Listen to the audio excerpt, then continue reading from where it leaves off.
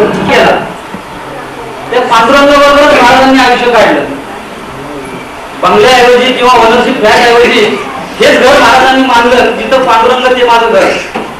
ही जी काही दलित समाजामधली लहान लेकरं आहेत ती महाराजांनी स्वतःची मानली, त्यांना पोटाशी धरलं आणि बाल संस्कार केंद्र, निरनिराळ्या वेदाचा अभ्यास केंद्र असं निरनिराळे कार्यक्रम महाराजांनी इथं राबवायला सुरुवात केली. तर मला एक वैशिष्ट्य वाटतं की आमचे एक मित्र रामनाथ चव्हाण म्हणून ते भटक्यामुक्त संघटनेचं काम करतात. तर मध्ये दैनिक तरुण भारतमध्ये त्यांची नेहमी लेखमाला सुरू असायची की प्रत्येक ज्या काही जाती जमाती आहेत भटक्यामुक्त संघटनेच्या, तर प्रत्येक समाजाची ते माहिती देत होते. त्याच्यामध्ये कोल्हाटी समाज होता, बेलदार समाज होता, मांगरावडी समाज होता.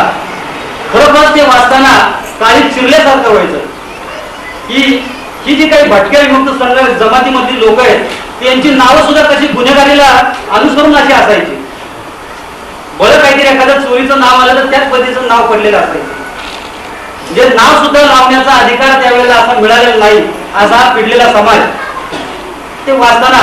आणि अशा या समाजामधले एक काशीनाथ महाराज सवर्ण वर्गामध्ये जे महाराज झाले ते तत्वज्ञान सांगतील, समाज सुधारण्याचा प्रयत्न, हे काही वैशिष्ट्य वाटत नाही मला.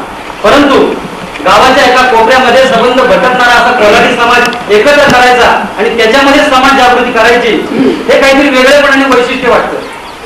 मी थोडस अतिशयोक्तपूर्ण तुम्हाला वाटीवर शकेल, पण आमच्या जेजुरीचे मी शंकराचार्य मानतो. त्याचे घडलेलं जे उदाहरण आहे की पांडुरंगासमोर मी जी सत्य घटना घडली ती मी सांगतो की 2 वर्षापूर्वी आम्ही आमच्या मंडळातर्फे राम मंदिरामध्ये भागवत सप्ताहाचा कार्यक्रम आयोजित केला होता. तर त्या सप्ताहाच्या वेळेला 40 लाख महाराज म्हणून आम्ही बोलवले होते. बराचसा खर्च केला कार्यक्रमाला.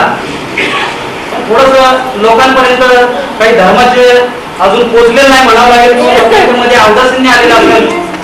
सांगायचं तात्पर्य पहिल्या दिवशी तो कार्यक्रम ऐकण्याकरता 7च माणसं उपस्थित राहील. तेव्हा ते महाराजही म्हणले की तुमची दक्षिणा मला फुकट नको. 7 लोकांना मी काय सांगू, तर हा कार्यक्रम इथेच बंद करा.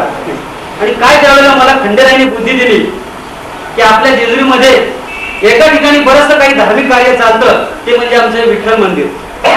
नंतर काशीनाथ महाराज यांच्याकडून आम्ही आलो की महाराज असा असा कार्यक्रम आहे आणि मुख्य म्हणजे कार्यक्रम रद्द होण्याच्या बेतामध्ये आहे, तेव्हा तुम्ही आम्हाला सहकार्य करा. तर महाराजांना एवढा आनंद झाला की सांगायचं तात्पर्य जवळजवळ 70-80 लहान मुलं बायका वगैरे अशी तब्बल मोठी दिंडी